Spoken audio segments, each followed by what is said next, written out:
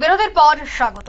রাজ্যের মুখ্যমন্ত্রী নেশার বিরুদ্ধে যুদ্ধ ঘোষণা করেছে, কিন্তু তারপরেও দেখা যাচ্ছে রাজ্যের বিভিন্ন জায়গায় আনাচে কানাচে নেশার রমরমা, আর তাতেই যুব সমাজ এই করাল নেশায় ধাবিত হচ্ছে, আর তাতেই উদ্বিগ্ন এবার সমাজ।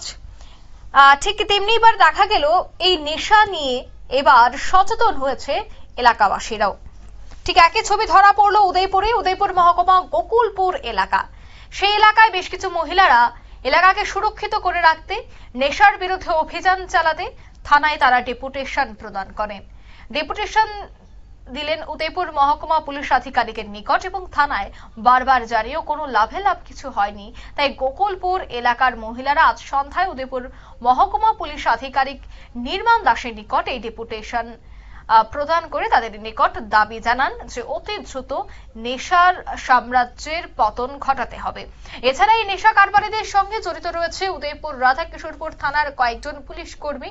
নামধাম দিয়েই কিন্তু তারা অভিযোগ করেছে, এবং নগদ নারায়ণের বিনিময়ে সবটাই নাকি ম্যানেজ হয়ে যায়, সেই অভিযোগও কিন্তু তুলছেন তারা।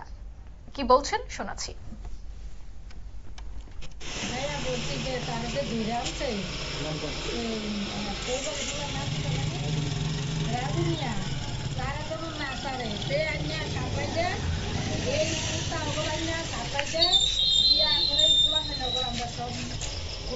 মজা যাইতেছে, বউ চিনে না, দিদি চিনে না, বাড়ি ঘর চিনে না, তারা সব শেষ করে লাইতেছে।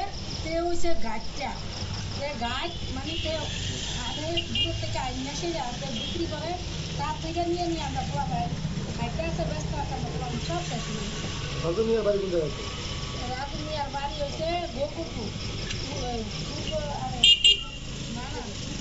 গ্রাম দেয় না, পুরা হচ্ছে পশ্চিম গোকুল না।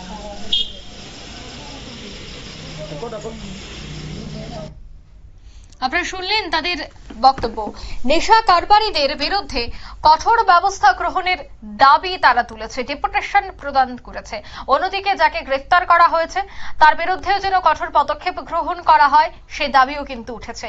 এখন দেখার বিষয় যে পুলিশ সত্যি সজাগ হয় কিনা, নাকি বারবার যে অভিযোগ উঠে আসে যে নেশা সাম্রাজ্য বিস্তার থাকলেও নগদ নারায়ণের বিনিময়ে সবটাই ম্যানেজ হয়ে যায়, এই সংক্রান্ত যে খবর বা এই যে অভিযোগ, সেই অভিযোগে এবার এবং এই সংবাদ প্রকাশিত হবার পর কতটা নড়ে চড়ে বসে পুলিশ। নিয়ে নিচ্ছে ছোট্ট একটি বিজ্ঞাপন বিরতির সঙ্গে থাকুন।